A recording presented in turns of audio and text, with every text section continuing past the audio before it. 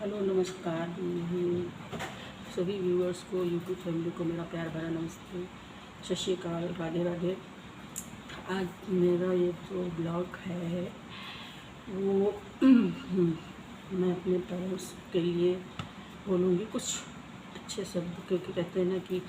किसी भी काम को शुरू करने के लिए, हालांकि मेरा ब्लॉग पहले शुरू हो चुका है, लेकिन आज अपने पेरेंट्स को याद करना चाहते हैं थोड़ा सा। देखिए, पेरेंट्स को याद करने के लिए तो ना तो कोई समय होता है, ना कोई उम्र होती, ना कोई मतलब ऐसा हमको माइंड सेट करना होता है कि नहीं हमें अपने पापा को याद करना, मम्मी को याद करना। नहीं, आज आज ऐसे ही याद आई हमको, तो मैंने बोला चलो दो शब्द मैं अपने पेरेंट्स के लिए बोलती हूँ। क्योंकि देखिए, हम जब बचपन में छोटे थे, बचपन में छोटे ही होता है इंसान, तो बचपन में जब छोटे थे तो मतलब मैंने अपने पेरेंट्स को देखा कि मेरे पेरेंट्स जो हैं, मेरे पापा तो बहुत ही मतलब बोलते नहीं थे, बहुत ही कम बोलते थे, बहुत ही सीधे थे, अपने काम में ज़्यादा मन लगा के रखते थे, ज़्यादा बात नहीं करते थे, परिवार में भी नहीं करते थे और बाहर तो फिर थोड़ा सा था नहीं। हाँ, काम के पर्पज़ से जो लोग आते थे, जो उनके ग्राहक थे उनसे तो बोलते थे, लेकिन इतना ज़्यादा नहीं बोलते थे। तो हमारा लोगों का थोड़ा सा एक्सपीरियंस ये है कि हमारे पापा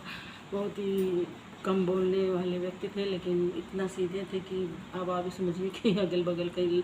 अगर उनके खिलाफ कोई बोल रहा हो, लड़ाई झगड़ा कर रहा होता तो वो जवाब नहीं दे पाते थे। तो तब हम लोग छोटे थे तो हम लोग को इतना समझ में नहीं आता था, लेकिन आप जो सोचते हैं कि हाँ पापा तो हमारे बहुत ही ज़्यादा चुप रहते थे, और वही शायद थोड़ी सी चुप्पे हम लोगों के अंदर भी है। और हम तो बात तो हमको ख़राब लगती है थोड़ा सा,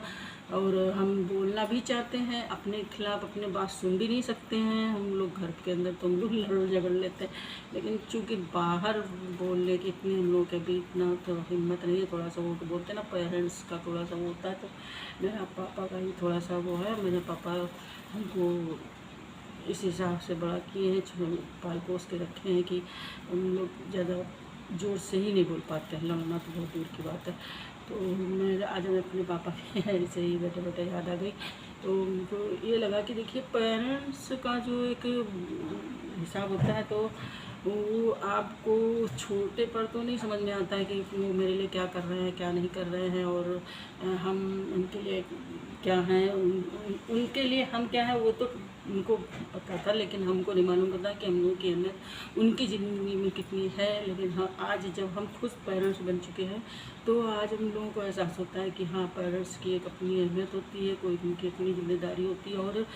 पेरेंट्स की एक अपनी जो सोच होती है बच्चों के लिए, वो बच्चे उस वक्त नहीं समझ पाते हैं, जैसे हम लोग नहीं समझ पाए। आज एहसास होता है उस चीज़ का कि हाँ, जैसे मेरी मम्मी हम लोगों को डांटती थी और मार भी देती थी, ऐसा कुछ नहीं है, लेकिन मेरे पापा ने ना डांटा नहीं, कभी नहीं मारा, कुछ नहीं किया। तो हम लोग को पापा के लिए थोड़ा सा प्यार ज़्यादा ही था, और होता ही है, लड़कियों का प्यार पापा के प्रति ज़्यादा होता। तो मेरी मम्मी हम लोगों को डांटती भी थी, अच्छी बात भी सिखाती थी, तब हम लोग समझ में नहीं आती थी, लेकिन आज समझ में आती है कि जब इंसान खुद पेरेंट्स बन जाता है ना, तो उसको समझ में आता है कि हम क्या थे, और हम लोगों को बचपन में क्यों ऐसे रखा जाता था, कितना अनुशासन था, ये सब था। अच्छा, हम लोगों को तो टाइम बहुत ही ज़्यादा अनुशासन था, अब तो इतना ज़्यादा नहीं है, इतनी ज़्यादा दिक्कतें भी नहीं है। आर्थिक परिस्थिति उस समय जितनी होती थी वीक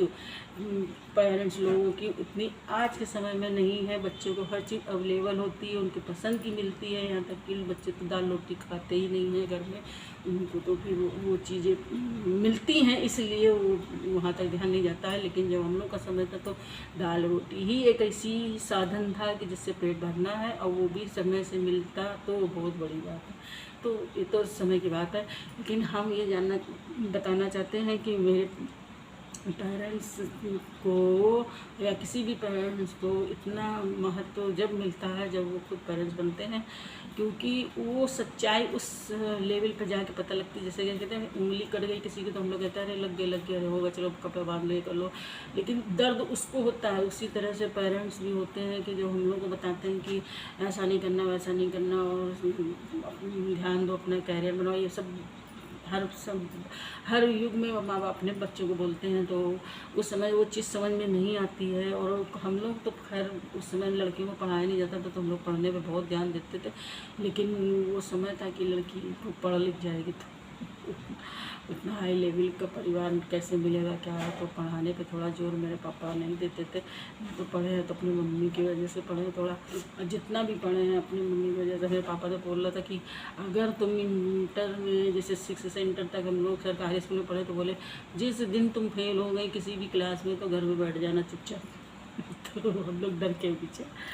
पढ़ाई में जोर देते थे कि घर में ना बैठना पड़े, क्योंकि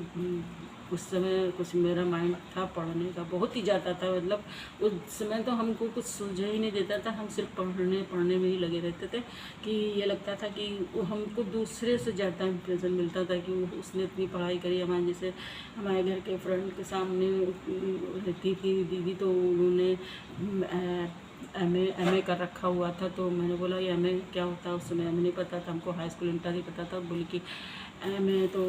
बहुत आगे तक की पढ़ाई होती है। उस समय तो हमने बोला, हमने मन में ठाना कि चलो हम भी एम ए ही करेंगे, क्योंकि वो बहुत बड़ी पढ़ाई, क्योंकि होता है ना कि जैसे आज के युग में हम लोग अपने परिवार में होते हैं तो नहीं लगता है कि हम लोग के पास घर हो, गाड़ी हो, बंगला हो। तो उसी तरह से हमारा उस समय का मोटिव था कि हम भी ऐसी पढ़ाई करें जो बहुत ऊंची लेवल की हो। तो हम लोग उस समय जितनी बात पता थी कि एम ए बहुत ही बड़ा होता है, स्टैंडर्ड होता है उसका, अपना ये होता कि पहले तो बीए में ही सरकारी नौकरी मिल जाती थी। अब बीए पास है तो सरकारी जॉब में आपको हो जाता था, लेकिन हमने सोचा कि नहीं हमको एम ए करना है, तो उस हिसाब से हमने पढ़ ली। लेकिन हमारे बीए सेकेंड ईयर में शादी हो गई थी, फिर भी हमने अपनी हिम्मत बना के रखी और प्राइवेट पढ़ते रहे इस तरह से।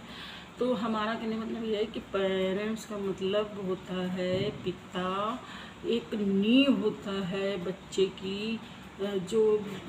अच्छे से मजबूत करना चाहते हैं कि हमारा बच्चा मजबूती से खड़ा हो जाए, ताकि आगे जाकर उसको तो परेशानी ना हो। लेकिन उस समय जब हम लोग छोटे थे तो इतनी सी बात हम लोग को समझ में नहीं आती थी। आज बड़े होने के बाद हम लोगों को समझ में आती कि हाँ बात तो सही है कि अगर न्यू ही हम कमज़ोर होगी तो हम आगे कैसे जा पाएंगे, आगे लेवल तक क्या कर पाएंगे, कुछ नहीं समझ में आता था। तो इस तरह से जो है तो हम लोगों ने पेरेंट्स को थोड़ा सा ध्यान नहीं दिया, लेकिन अब बहुत याद आती है। अच्छा एक चीज़ और थी कि हम लोग बचपन में जब छोटे थे तो ये लगता था कि पापा कहते थे जब तुम बड़ी हो जाना अपना कमाने लगना, नौकरी करना। मेरे पापा की बहुत इच्छा थी कि हम नौकरी करें, तो बोलते थे कि तुम नौकरी करना तो अपने सपने पूरे करना। और हम लोग को उस समय ढंग के कपड़े भी नहीं मिलते थे, ढंग का खाना भी नहीं मिलता था, तो हम लोग कहते थे कि इतनी जल्दी हम लोग बड़े हो जाए और अच्छे से कमाने लगे तो हम लोग अपने लिए कपड़े लाए, पापा के लिए भी लाए, मम्मी के लिए भी लाए, ये करें वो करें। आज हमको इस बात का बहुत दुख होता है कि हमने नौकरी तो करी लेकिन छोड़ दी, क्योंकि मेरा पापा नहीं देखने के लिए तो हमारा मन नहीं हुआ नौकरी करने का। हाँ परिस्थितियाँ संभालने के लिए की थी हमने अपने, लेकिन अब मन नहीं होता, क्योंकि एक कशिश सी है मन में कि हम लोग अपने पापा को खुश देखना चाहते थे, मम्मी को खुश देखना चाहते थे, उनके लिए कुछ करना चाहते थे। अब उम्र हो गई हमारी इतनी, लेकिन अभी भी दिल में तो ये लगता है कि हम बहुत छोटे हैं, अपने पापा मेरे सामने हैं और हम उनको दुलार दिखा रहे हैं और हम मम्मी की डांट खा रहे हैं। अभी भी हम तो सपने में सब देख लेते हैं कि हमको भी ये लगता है कि काश एक बार भगवान हमारे पिताजी मम्मी को वापस भेज दे, हम लोग फिर से छोटे हो जाएं, फिर से हम लोग वही गलती जो करी वो सुधार लें अपनी। और अब क्या करें कि उतना प्यार दे पाए, क्योंकि उस समय उतनी अकल नहीं थी, अब अकल है तो पेरेंट्स नहीं है, तो थोड़ा सा दिक्कत तो है ही है, क्या किया जाए। लेकिन मन में देखिए कहते हैं ना कि उम्र का और भावना का कोई मेल नहीं होता। वो आपकी उम्र कितनी भी हो जाए, लेकिन अंदर जो भावना होती है वो बूढ़ी नहीं होती, वो कभी भी ख़त्म नहीं होती। आज भी हम लोगों को ये लगता है कि अब इतने हो गए हैं तो हमारे जो छूट चुके हैं सपने, जो हम लोग पीछे देखे थे और अब आ गए हैं, तो अब लोग ये कहते हैं कि इतनी बुरी हो गई है, इतनी उम्र हो गई, इनको ऐसा नहीं करना चाहिए, वैसा नहीं करना चाहिए। अरे भाई क्यों नहीं करेगा, जब उसका बचपना था तब तो उस उम्मीद में था कि हम आगे करेंगे आगे करेंगे। जब आगे आया तो उसकी शादी हो गई, तो उसको पति उसका आर्थिक रूप से कमज़ोर मिल गया, तो वो अपने सपने को कहाँ पूरा करेगी जाके। भाई जब अपने पेरेंट्स के घर में थी तो आर्थिक परिस्थिति देखती रही, जब फैमिली में आई तो अपने पति की परिस्थिति देखी,